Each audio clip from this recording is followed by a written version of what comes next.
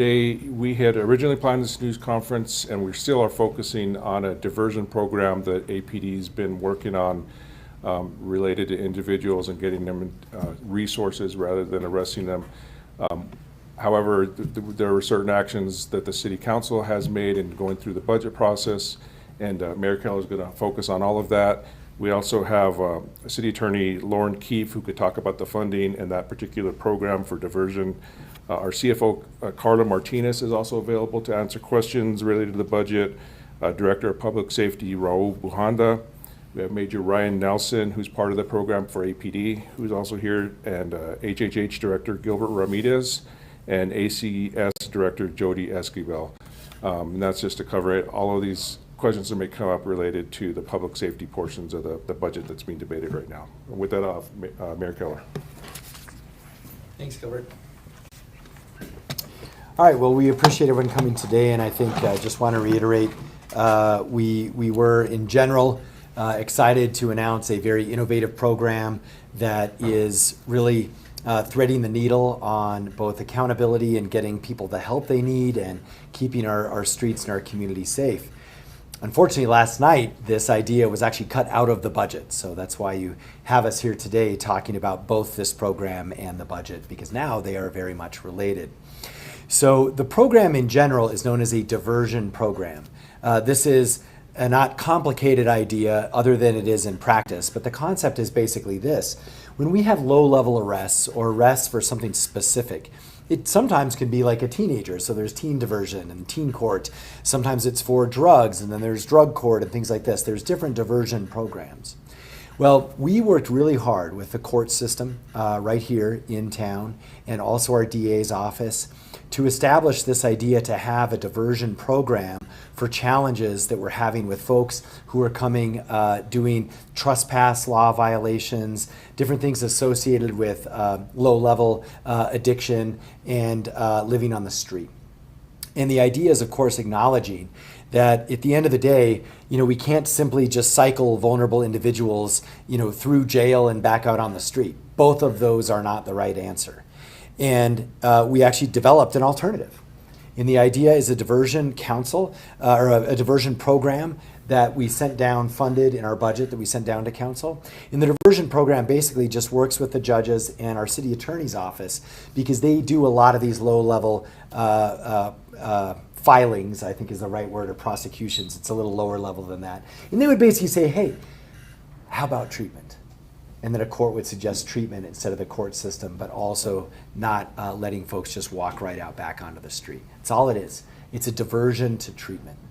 This is something that, at least from my experience at the legislature and now as mayor, this is something that is basically universally agreed upon as the best way to deal with this issue, meaning it's not just enforcement, and it is not relying on a criminal justice system that is not what it's built to do, right? Which is to rehab folks for very low-level offenses. So that's what we wanted to start. That's what we wanted to create. And so our APD officers have been testing this program out, and there's a group inside the police department called NEST that works on this. And again, we can talk about this more, but we've already diverted 85 individuals with this methodology. So we tested out, and we worked with the courts and the DA, and we said, how can we scale this? Because the issue is much bigger than 85 individuals. And we put together this plan, and we actually have certain deadlines and commitments that we've made for July, because we actually did not think in any way this would be controversial. This is actually the one thing pretty much everyone agrees on. Yet, for an unknown reason that has not been disclosed, this was cut out of the budget. And so now we also are in a very difficult spot with plans that we've already made with respect to our court system and our officers. So that is why we are absolutely going to run amendments Monday to try and remedy this and restore the funding. This is one of several amendments that we're going to have to do to try and essentially fix the budget so that it really works for Albuquerque. We do appreciate the work of City Council and a lot of the things that they were trying to do, and I think in general this is par for the course with respect to a budget. You have an executive branch and a council, and these things happen. But some of these issues are extremely important. Diversion is the only real answer we have to folks on the street who are also violating laws that are low level. And so we have to get this funding back and restore this program. Now, similarly, again, for reasons that I will not speak to because it was not my idea, it was council's, 1.5 million was cut out of our voucher and housing program. This is the equivalent of basically kicking almost 200 people out onto the street. So here again, despite all the challenges and all the needs and all the good intentions, this is a terrible outcome. There is no way our city, whether it's myself or council, should set up a situation where 200 more people are on the street. That is what also changed last night, that we will hopefully have an amendment and hopefully they'll agree to it and we can fix that. Relatedly, we're all, again, very familiar with the fact that we are one of the most dangerous cities in America with respect to pedestrian fatalities. Yet, last night at council, $5 million was cut out of the pedestrian safety program. This is the program that funds crosswalks, the program that funds hawk lights, that funds bike lanes, that funds bike trails, that funds sidewalk. And in this new budget, they have zero money. So like Vision Zero is now about a different reality. It's about zero money to actually deal with our pedestrian fatalities. This also has to be fixed. Lastly, there's a much larger problem that is much more academic, but also very important. Council is utilizing roughly $11 million that is debatably anticipated in a fund balance, and they want to use that money for reoccurring raises. Now, I do know that we need to address our issues around salaries to stay competitive. We got to do cost of living. You all know my track record on this, which is very much giving raises and supporting workers. However, you have to do it in a way that is financially appropriate and that is not a super high-risk endeavor that could lead to an audit finding or to essentially just a huge budget fight again in August. So the issue with this funding is they want to use that money again to fix some of the pay equity issues. So I'm going to try and keep this simple, but there's basically three issues. One is the source of the funding. So the source of the funding, there are new accounting rules, and all of you may remember I was the former state auditor, and our CFO is the former deputy state auditor. There are new GASB rules, this is the standards for accounting, GASB 54 and 53, that we've been alerted to by our independent auditor, and they deal with this exact issue. They deal with how you account for fund balances.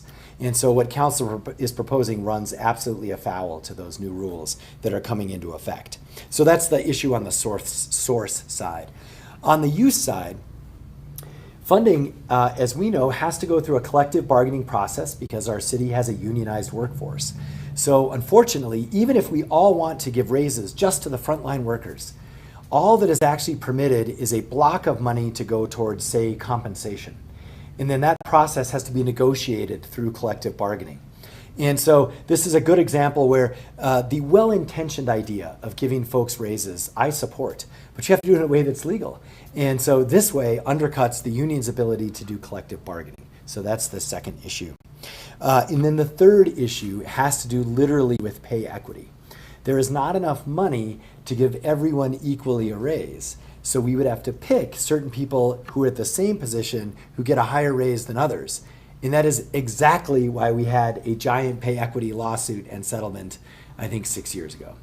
So again, we need to clean this up. This is doable. We want to work with council. I think we actually can fix these issues, but we also have to be really clear and transparent about the budget that was passed last night and the issues around it. Okay, so with that, we're going to talk a little bit more about diversion, and then we take questions on like all sorts of stuff. So let's start with a little bit more on the diversion program from our city attorney, Lauren Keefe.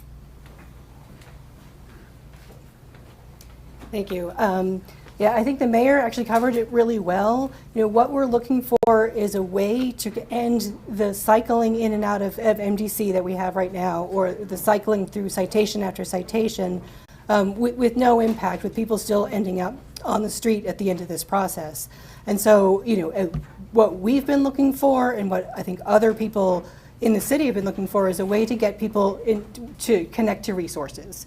And we have ACS here who tries to work on that, but it's an uphill battle, it's a struggle. And diversion happens at multiple points in times, from the first contact at APD till the day that someone is released from MDC and after. And so APD has been working on that first contact end.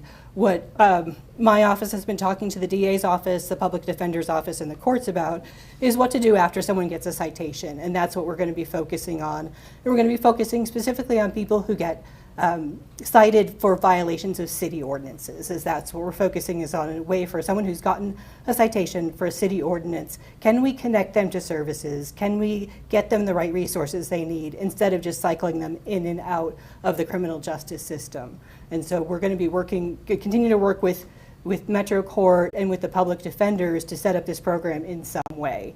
And we're just hoping we can move forward.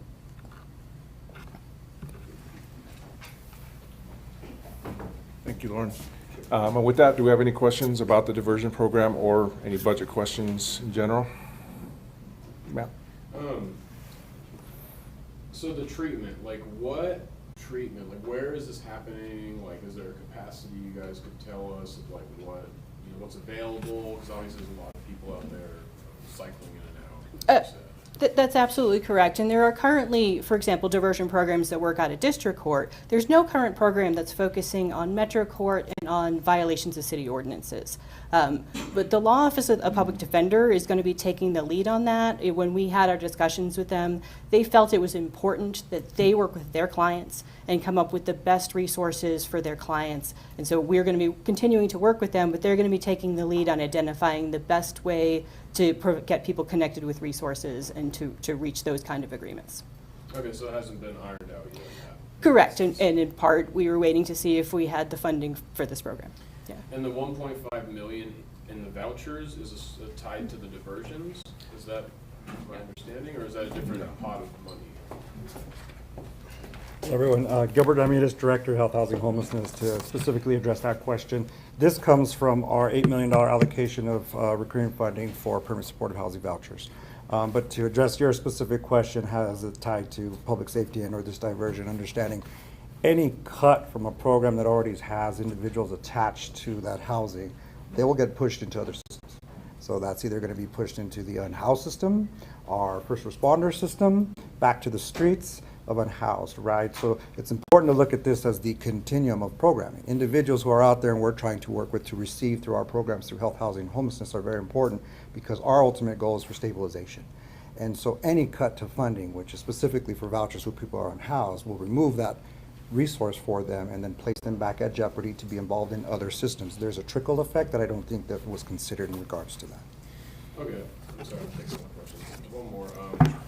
So do we know how much has been earmarked for the diversion program specifically? I guess I was looking at how much that will cost.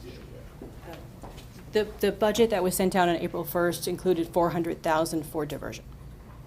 And that would fund 3 full-time personnel. Any other questions? Nick? Yeah, this is a question for the mayor. Mayor, have you thought about you taking a pay cut or any of the non-union directors taking a pay cut to help with the budget? Oh, I think I got it. My pay is actually set by law, so I have no choice in my pay. We have tried to be frugal in our budget that we put down, which had net cuts. You know, council's budget went up 8% and their salaries went up a lot too. So I think we can make this work, but it just seems a little unbalanced right now. We're trying to be fiscally conservative and responsible, and it seems, you know, they're looking for an extra $11 phantom million. So that's the difference between us right now. Anyone else has questions? Just switching off the teams, but also for the mayor or whoever wants to speak on it, but how many amendments are being introduced and when do you plan to introduce those? Well, so it is a little bit of a condensed timeline in a sense that City Council is Monday. We will have, I'd say, roughly 8 amendments prepared, and if those pass, we're in a great place. We'll have to see, though. Remember, we can't even run an amendment without a councilor to carry it. So, really, I think you're going to see all of this play out Monday, just because it's a weekend. But in the meantime, we're going to be drafting it all, getting it ready, putting the numbers together, and so forth. And they cover, you said the pedestrian, the Vision Zero, the housing program vouchers, and the diversion program, or is there something? There's also that fund balance issue, that $11 million. And then we have a number of other, I think actually, and these are not really controversial, they call them technical or cleanup amendments that we also have to do. So that's why the number's a little higher than that. And one more follow-up, Mayor. Uh-huh. Have you reached out to City Council or, any of them on the board to talk about this issue? Are you guys preparing to have those conversations, or, anything that you can tell us about maybe some initial combos that Sure. how welcoming that is? Actually, we have been talking a lot, and we have throughout this process. The issue was we did not see a draft of the bill until Thursday morning, actually late Wednesday, I think, when the media got it. So, we had roughly 20 hours to go through it, and we were able to talk even during that time. So these issues are not a surprise. They were articulated by our CFO. So if you watched the committee of the whole meeting last night, there's lots of testimony on all these details. So everyone's aware of the issues at this point. And I've been in touch with most counselors throughout the week. Are you optimistic that these amendments will get passed? I am actually. I think the only thing I'm concerned about is time. I think it would be beneficial. Council has till June to put the budget together, and I think with a little extra time, we can definitely get it right. I'm a little worried about Monday. I think it's too soon from that kind of a budget, and also as a resident of Albuquerque, it's like, do you need an extra week to get the budget right? Take it. So I do think that would be really helpful, and that would be up to council as well. Thank you. We get See what you want, yeah. Do we have any updates on Lindy's Diner, that whole situation? Yes, a little bit of an update. We did meet with them, talk through some of the more mechanical issues, about sort of property and access and these kinds of things that are an unfortunate reality of the situation that we're in. And they did request some more time to respond, and so we did give them an additional 2 weeks-ish. I think the new deadline is going to be May 29th. And we know that based on our construction estimates that, that is a defensible date. And it gives them more time. So that all works out. But after that, it is just time's up. We can't risk that thing falling down and people getting hurt. Nick, one more. I know the city, they buy gas at surplus for the interim. Has that been looked at in the future because of the gas prices raising to like $4.50, $4.75 around town? And is there going to be modifications to how city workers drive around town? You're the best one for that. To the first question about the gas, so we are currently monitoring the gas prices. Typically the city enters into what they call a hedge and prepay the gas. Unfortunately, we are still in that process of monitoring it, and with everything that is happening across the nation, across the internationally, we are closely, daily, our finance team is meeting with our consultants on it. And so, again, we're just continuing to monitor it, and when we feel it's ideal, then we will enter into a commitment on the gas. What about the driving around with the budget and all that? Is that going to impact anything? I will tell you that as part of this budget that we sent down to City Council, one of the things that we did look at is our fleet and how individuals are using it is one of the many cost-cutting measures that we did use in approaching this budget. Matt? For some time, it's been the actions and enforcement of the administration that has led to people cycling in and out of jail, the increase in transients in the jail.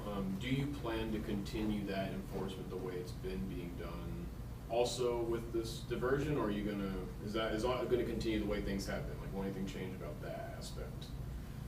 Rob, do you want Yeah, to? so, and that's a great question, and what we're trying to do here is give a new tool, right? So this is a new tool. The diversion program is something we want to try that's different, because if we keep doing, like you're saying, everything that we've been doing in the past, then nothing's going to change.